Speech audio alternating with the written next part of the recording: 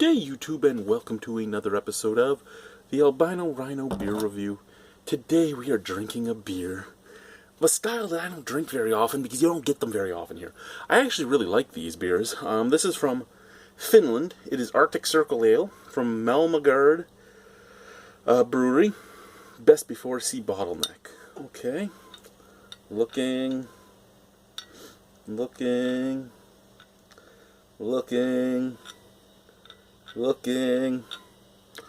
I guess it's best forever. It says up here Huvila Brews. What do we have? 8.5, I believe, percent alcohol. No, 7.3. So this is a sahte. It is a Finnish ale brewed with juniper twigs. Sahte is, well, I guess it's kind of like a gruit. Not necessarily without hops, but with a lot of other botanicals, just like a gruit would be.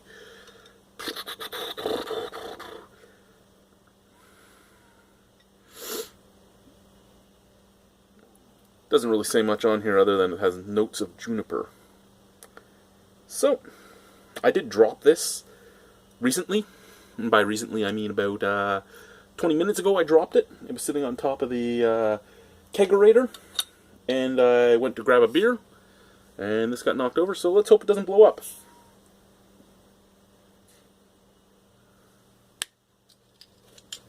Awesome.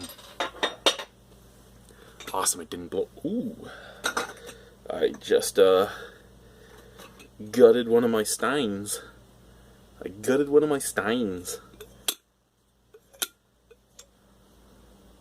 drink out of these on some Beer Dweebies United, I think.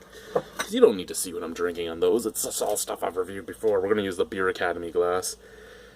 I started putting away my top 10 glasses of 2015, so this was sitting on the table, so I thought, hey, why don't I use it?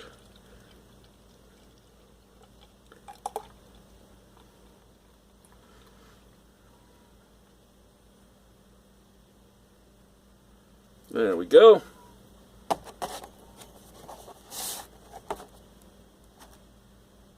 There we go. There we go.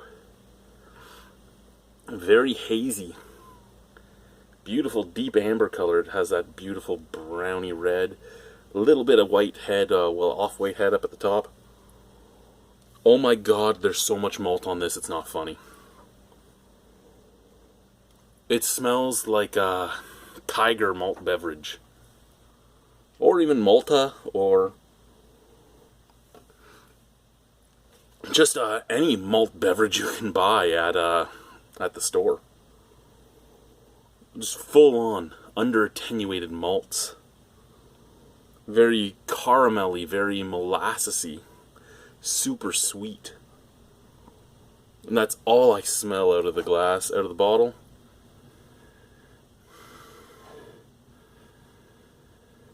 Basically the same, with a little touch of roastiness out of the bottle. So, not picking up the juniper at all. And I had this once before. I shared it with a brewing buddy of mine. He is a brewer at one of Ontario's breweries. And we were picking up a lot of notes that I'm actually not getting now. So I'm wondering how old this bottle is. But since there's no best before date, I guess it doesn't really matter.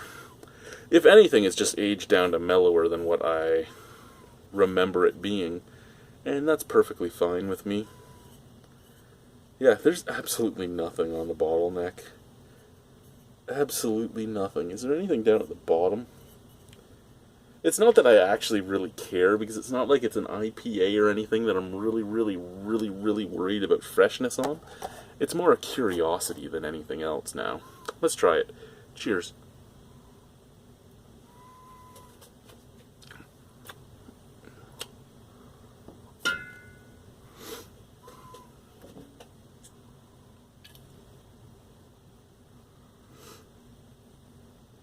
Okay. It is interesting. Interesting is probably the best word for it. There is so much sweet maltness up at the forefront that it's kind of scary. but it is balanced on the back end by this strange, very dry bitterness. Very much like chewing on a stick, which the last time I thought of chewing on a stick was when I had Flying Monkey's Alpha Fornification, which was their, 2100 IBU beer, and it was like chewing on a stick when you drank it. And this just kind of reminds me of that, very, very woody, very stick-like, with an almost medicinal bitterness right at the very back.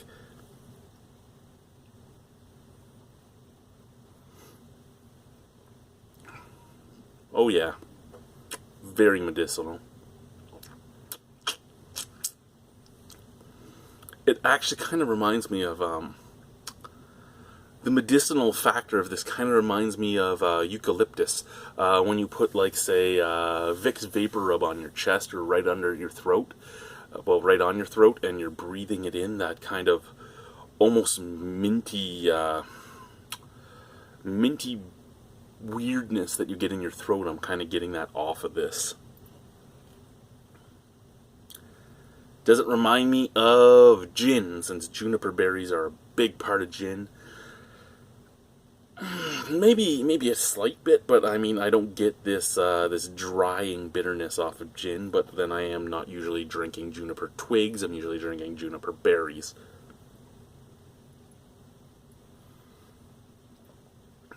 These are very interesting beers. They're much like a spruce beer. All ancient recipes, again using botanicals that you would find locally. And they're very interesting to try, and I really would recommend everybody to try sahtes if you see them. Just like I'd recommend trying a gruit if you see it. Gruit is an interesting beer because it uses botanicals to make the hops taste instead of hops. And not always making even the hops taste, but just uses botanicals other than hops. You'll get like elderberries, you'll get botterick root, you'll get sweet gale, yarrow root, all that sort of stuff. So these brews are actually really interesting to try because of that. It's kind of gassy.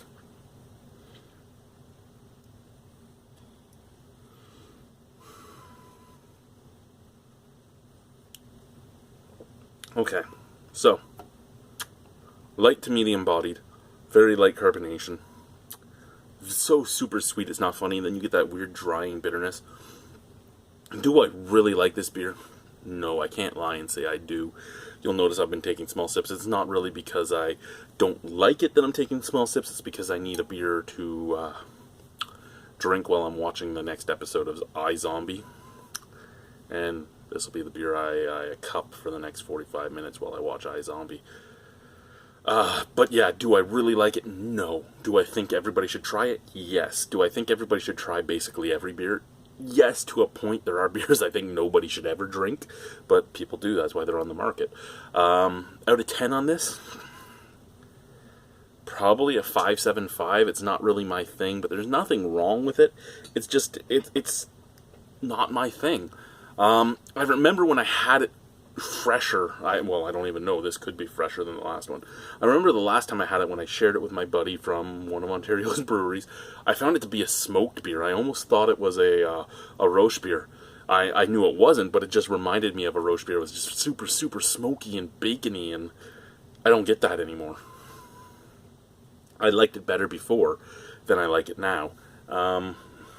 Again, try it, don't try it, whatever. It's fun to try, though, especially if you're checking off beer styles. You can check off a sahte with this one. Thank you guys for watching. Have a wonderful evening. Bye-bye.